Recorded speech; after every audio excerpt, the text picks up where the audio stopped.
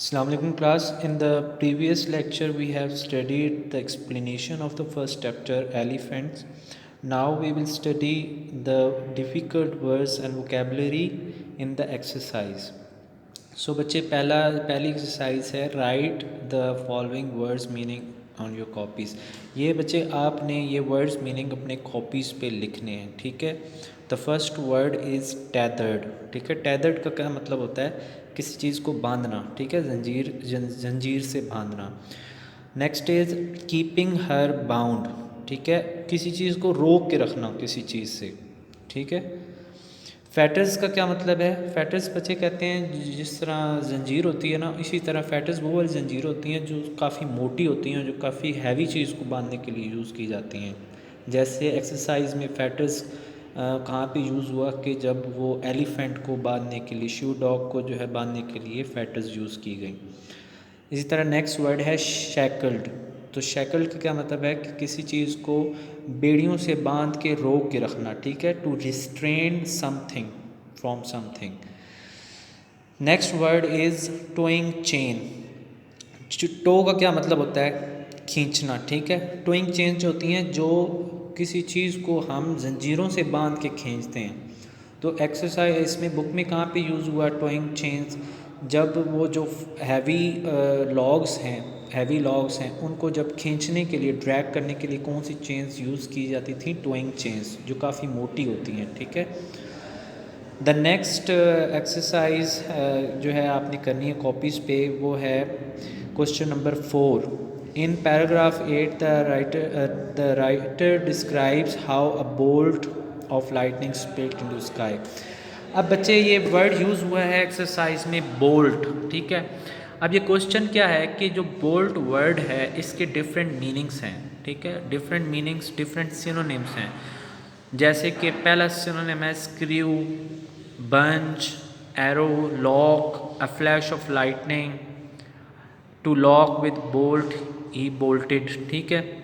To move suddenly and quickly, ये आप different इसके एक ही वर्ड बोल्ट के मीनिंग हैं, ठीक है। तो ये आपने इनके सेंटेंस बनाने हैं, इनके मीनिंग्स भी हैं और इनके सेंटेंस भी, ये भी आपने अपनी कॉपीज़ पे लिखने हैं।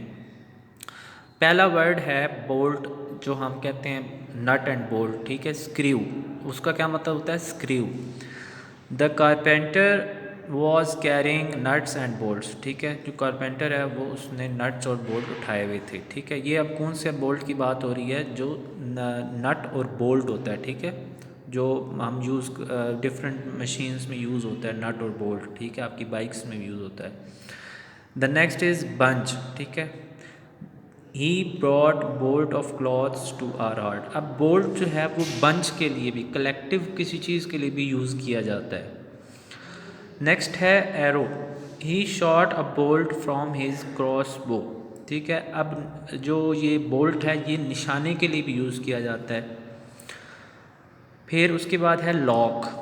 The bolt of this door is broken. अब बोल्ट का मतलब होता है लॉक भी, जो जो दरवाजे के ऊपर लॉक होता है उसको बोल्ट भी बोलते हैं, ठीक है। The bolt of this door is broken. A flash of lightning.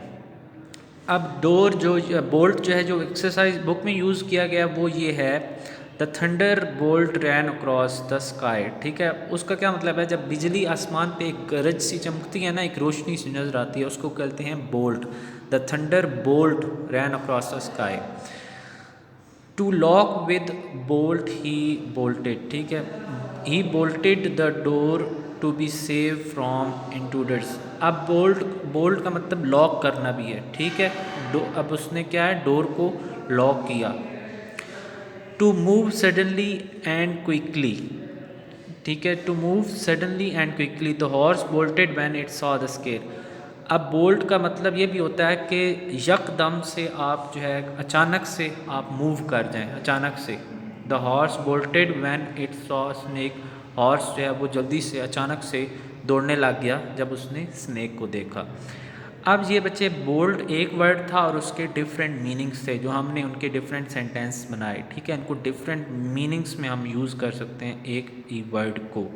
English में एक ही वर्ड के काफ़ी सारे मीनिंग हो सकते हैं। तो ये बच्चे आपका आज का लेक्चर था, ठीक है।